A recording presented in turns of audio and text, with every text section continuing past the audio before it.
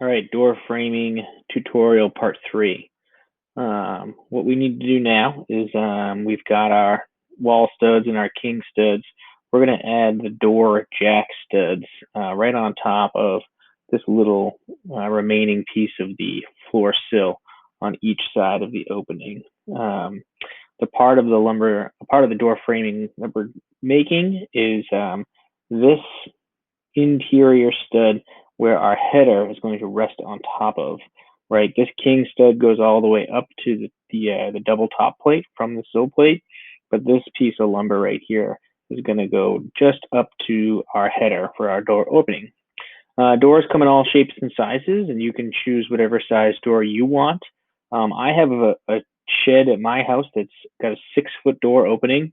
I am 5'11" and 3/4, and when I'm wearing sneakers, I walk in and out of that thing, not a care in the world.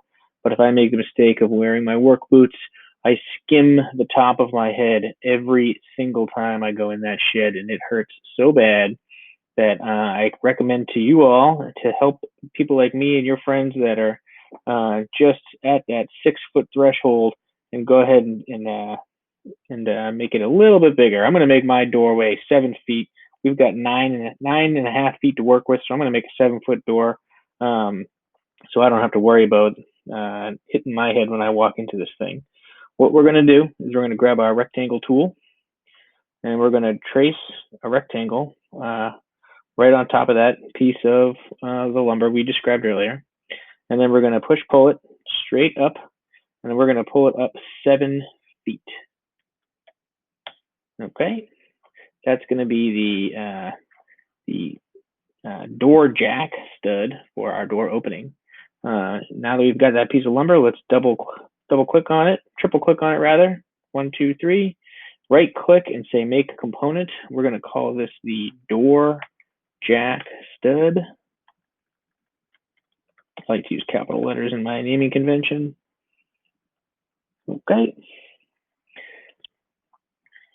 And now that it's a component, I can make a copy of it and put it right over here. I'm going to grab this corner of it and connect it to this corner right here. I'm using my move tool, holding down on that corner, and I'm holding the control key. And I'm going to just connect it to that corner right there.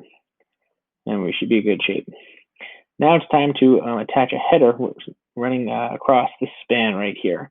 Remember, this is going to be a lot bigger span than this window opening of just 2 feet. We've got a 6-foot span here, and we've got all of this roofing to hold up. So we're going to need to check our building codes to see how big of a header we need in order to support the load above it. So looking at our International Building Code chart, Chapter 23, Table whatever, 2308.4.1, we've got a 12-foot building width, and we're going to try to span 6 feet. So I can either use one 2x10 piece of lumber, or I can use two 2x6 pieces of lumber, and I think this is the choice that I'm going to make right here. We're going to use two 2x6s to span that 6-foot distance. And that's going to give us a door header that's going to be a bigger, thicker piece of wood than our 2x4. So let's go ahead over to our shed. We're going to zoom in on this corner right here. And I'm going to trace out a 2x6 piece of lumber right here. We'll run it across, and then we'll make it a component, make a copy of it. So I'm going to use my rectangle tool again. We're going to click on this corner, come over here 2 inches, come up 6 inches. So we'll say 6,2. And then we're going to pull it all the way out to this edge right here. So we'll grab our push-pull tool. We'll click right here. We'll bring it to that edge. All right, now I'm going to double click on it, or rather triple click on it. 1, 2, 3.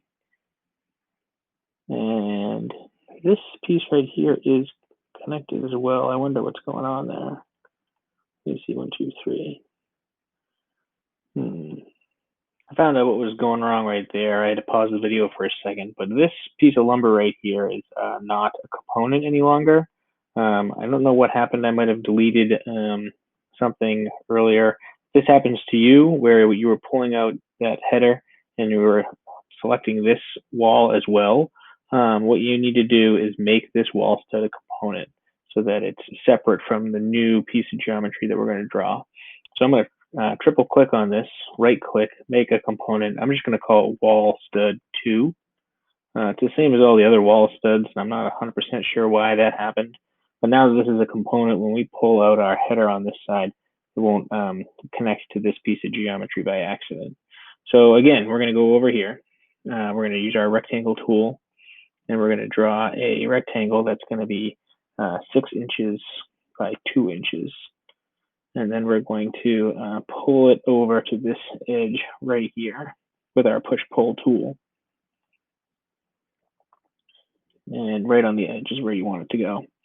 Now I can use my white arrow key and triple click on this object, right click, make it a component. We're going to call it door header.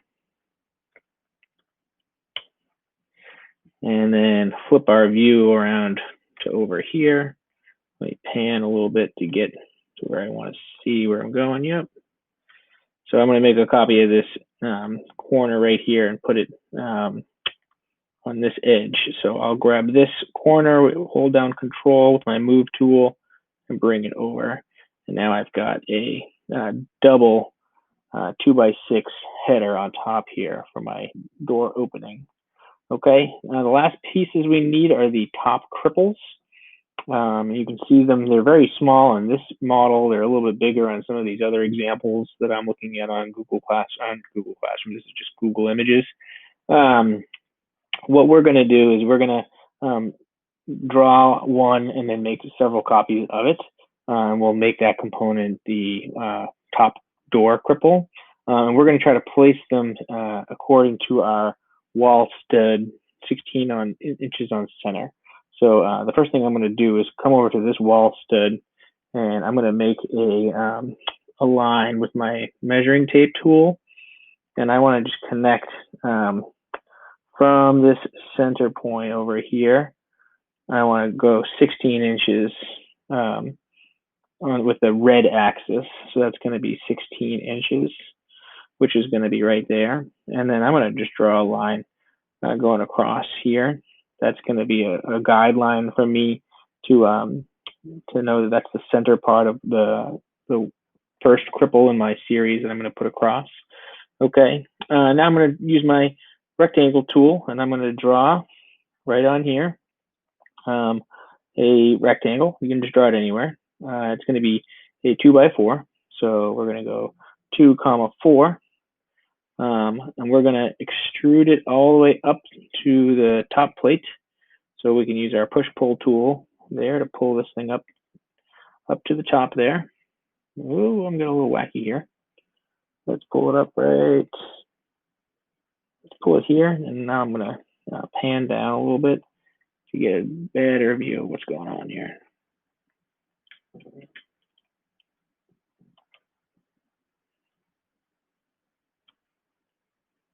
move that up a little further. Here we go, on the edge of the sill plate floor. Okay, cool. Now, I'm going to make it a component, 1, 2, 3. We're going to call that the door cripple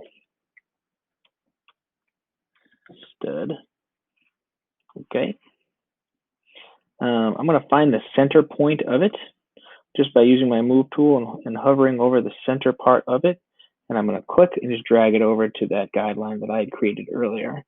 And that's where the first cripple is going to go. And then we're going to make several copies of it, 16 inches on center, moving across to the other side. Okay, so we'll click on the center part of it, hold down Control to make a copy, and we'll move it on over here. And you can now type in 16 inches, and that'll be 16 inches away. You might want to pan as you go, but you're just going to keep making copies of this thing all the way across from the center point. So I'll hold down Control to make a copy on the midpoint, slide it across this axis, type in 16 inches, and hit Enter, and then do it again. Hold down Control, slide it over, type in 16.